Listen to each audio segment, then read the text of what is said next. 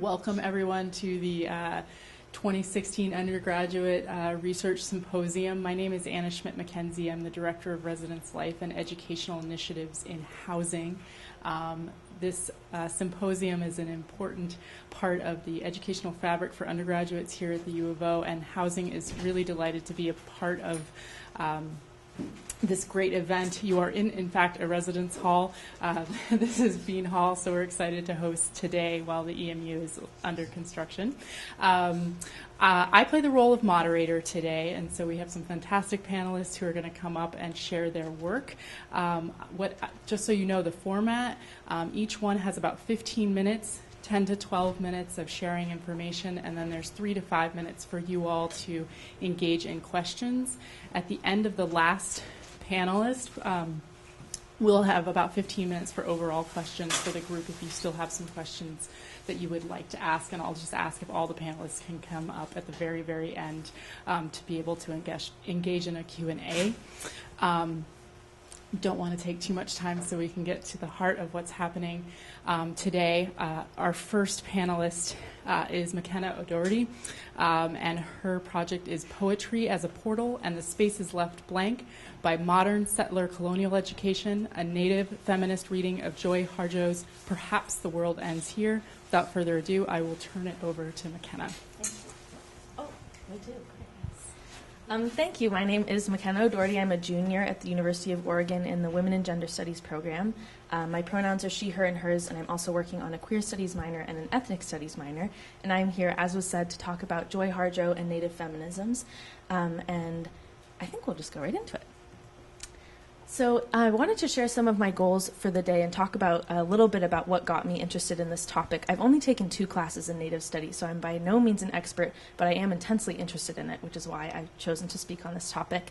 And my overall thesis really is that Native feminist readings of benign art, hi Cesare, reveal a rich world of knowledge otherwise ignored by the white academy or otherwise ignored by the people in charge of deciding what is knowledge and what matters.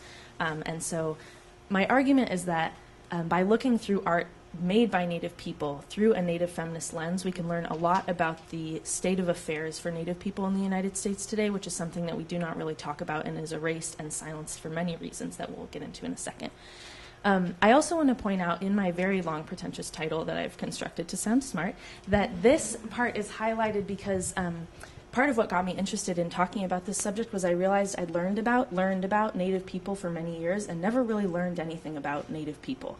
I get the same sort of story over and over of Native disappearance, a lot of Native sort of massacring and murdering, and nothing about Native resistance, Native resilience, and Natives in the present or in the future.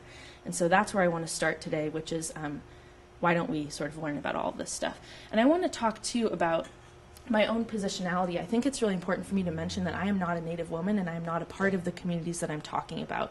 And if we know anything about ethnography, we know that people like to go into other communities, people outside of other communities like to go in, study them like lab animals, and not give any compassion or agency to those people. I want to be very careful to say I'm not trying to take up space in that way. I want to use my positionality actually as an outsider and as a white woman as a tool to unpack and figure out what's going on and why we aren't talking about these issues. So that is to say that I was in Lonnie Tevis's Native Feminisms class last term, and towards the end of the class, Joy Harjo's name came up on our syllabus, who's a poet who I've really loved for a lot of years, and that name sort of sparked a reminder for me. I went home and read this book again. This book was gifted to me when I was like 13 or 14. I've always loved poetry, and so someone thought, put this on your shelf. So going back and reading these poems a second time about 7 or 8 years later, I realized I was reading them in a completely different way. Poems that used to seem comforting, domestic, and full of sweetness now were radically political, decolonizing, and incredibly important in a way that I didn't think they were before. So I wanted to dwell on that. The other reason I think this is important to talk about is that we're living on Native land right now, which is something that often people mention at the beginning of events. Like, I just want to acknowledge it, that this event is happening on Kalapuli land, and then we sort of move on and don't talk about what that means in the moment. And so we are living on somebody else's land as settler colonists, and I think it's important that we acknowledge that. Which sort of bleeds into the next point that I want to make about activisms of color in general, it is not the job of the people who are oppressed to do all of the decolonizing and anti-racist work. And often I think, if we think about it sort of in a feminist context with women, women are made to do a lot of anti-violence work because we're affected by it, in the same way that people of color are made to do a lot of the decolonizing and anti-racist work because they're most affected by it. I'm interested in where white people can be actually helpful and not just share posts on Facebook about things that we don't totally understand. I want to figure out where our role in decolonizing is as well. Of course, we will not answer all of these questions today, but this is where I'm coming from. The last piece of my positionality is me thinking about who am I beholden to? If I'm not part of Native communities, who am I writing for? Who am I doing this work for? And I just want to point out today that I have my mother with me in the room, my sister, and my partner, and they are part of the community that I speak for and that I'm interested in.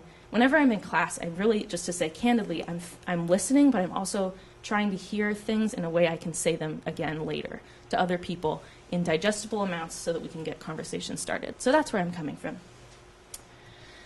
So I want to start with a little bit of discussion about settler colonialism as I understand it. Of course, it's a gigantic topic, and I'm just starting to learn about it.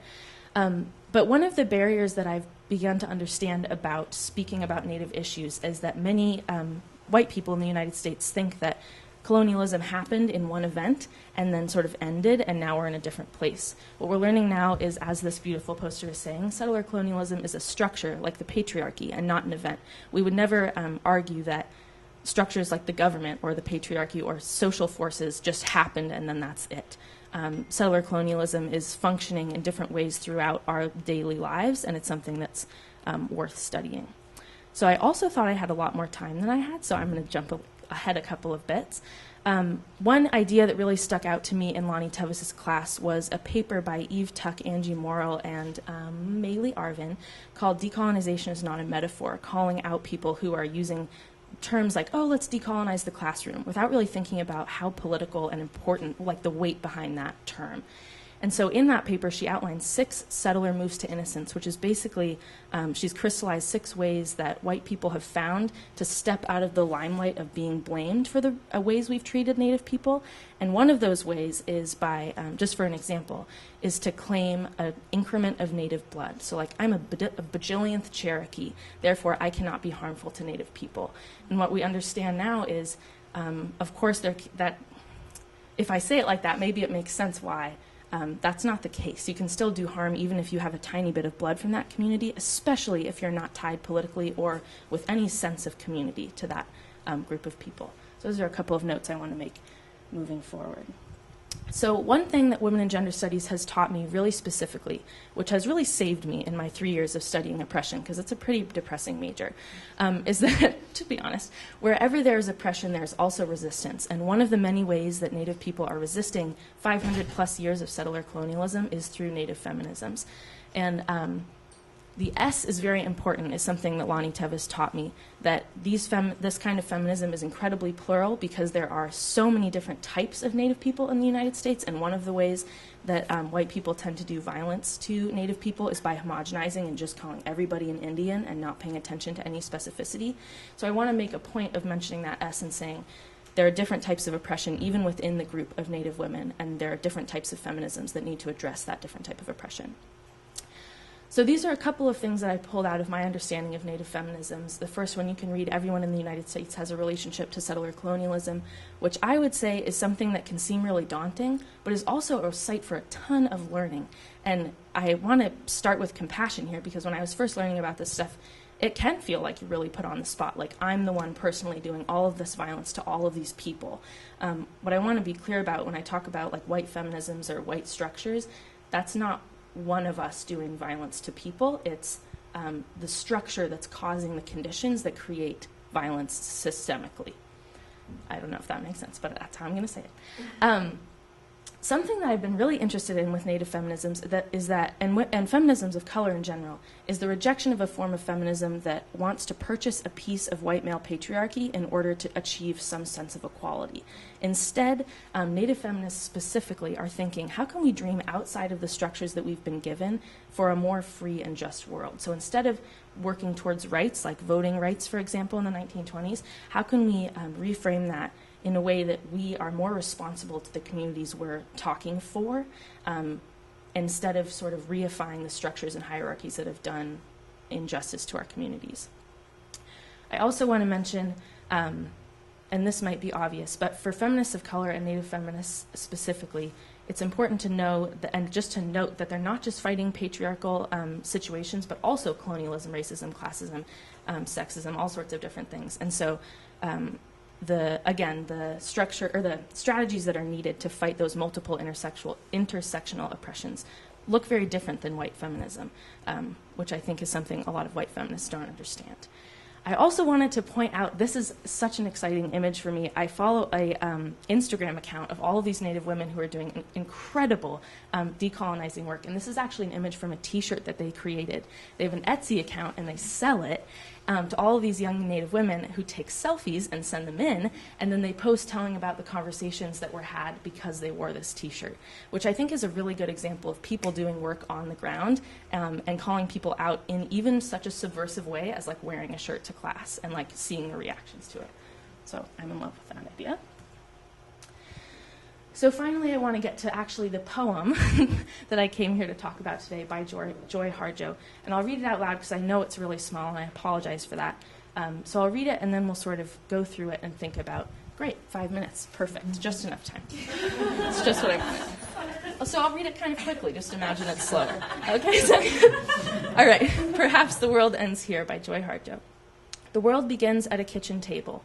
No matter what, we must eat to live. The gifts of earth are brought and prepared, set on the table. So it has been since creation, and so it will go on. We chase chickens or dogs away from it. Babies teethe at the corners. They scrape their knees under it. It is here that children are given instructions on what it means to be human. We make men at it. We make women. At this table, we gossip, recall enemies and the ghosts of lovers. Our dreams drink coffee with us as they put their arms around our children.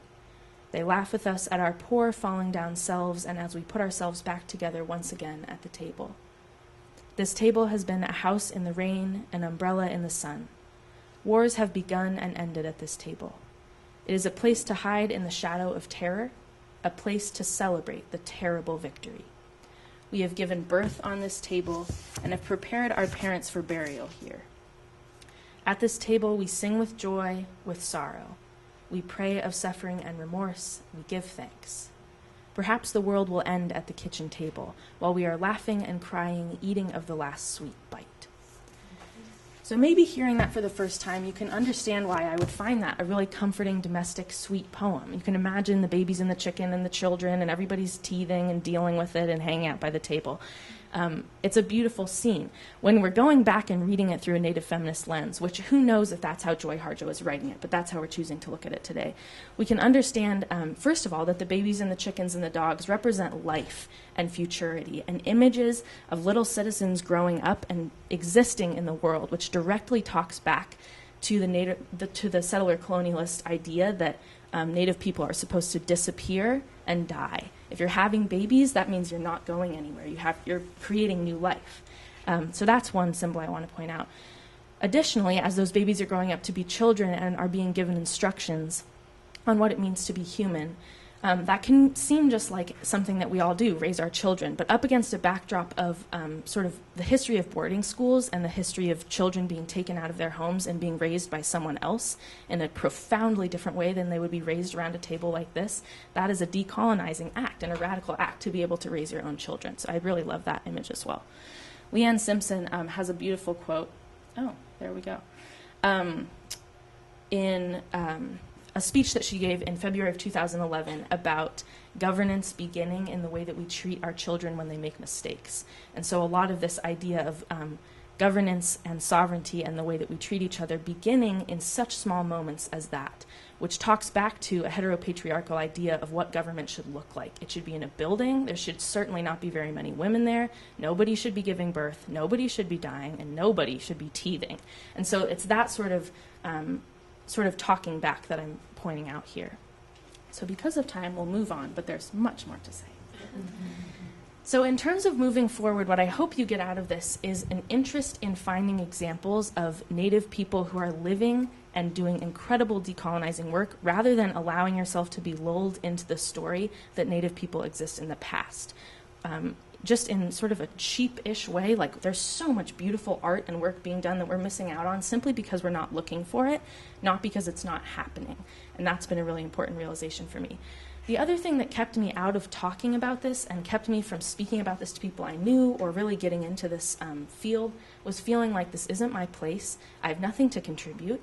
And not from a place of self-esteem, but from a place of like, this is other people's work.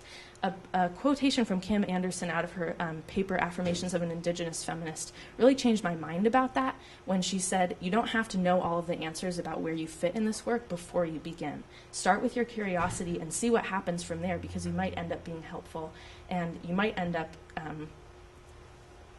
being able to help resist, reclaim, and construct in a different way. So this is my first step of talking about this publicly, and I'm really interested to see where this takes me next. I know that I'm out of time, and so I'd like to prompt for questions. Yeah. Okay, prompt for questions if anybody has anything, or critiques as well about what I've said, or ways to improve the way I'm talking about this. Yeah, hi. That was a really good talk. Thank you. So I think that in a lot of ways the government, through the blood quantum and regulations on reservations and stuff, have sort of distanced the Native American people. And I didn't even know of the feminist movements involved with a white person going to the UVA or something like that. So how is it that one can actually get in touch with these feminists or relate them to other feminist groups on campus, for example? Yeah, I love that question. The way that I've gotten into it is by reading feminist theory from Native feminists, and I found, because of my major, so that's one answer. Another way, as I mentioned, is Instagram, which I never anticipated, but I was doing a similar sort of question searching and trying to think about how I can get past the theory to what's actually happening, and that's really been keeping me updated on more contemporary moves. I also find Native feminist theory to be written in a way that's very not easy to understand, but it's like opening a door. Like, you don't have to get through this tunnel of sludge of theory in order to understand the ideas. Like, they're just popping off ideas like nobody's business, and it's so interesting to read for that reason. So those are my two things. And then poetry, of course, because poetry tells you everything you need to know. Other questions?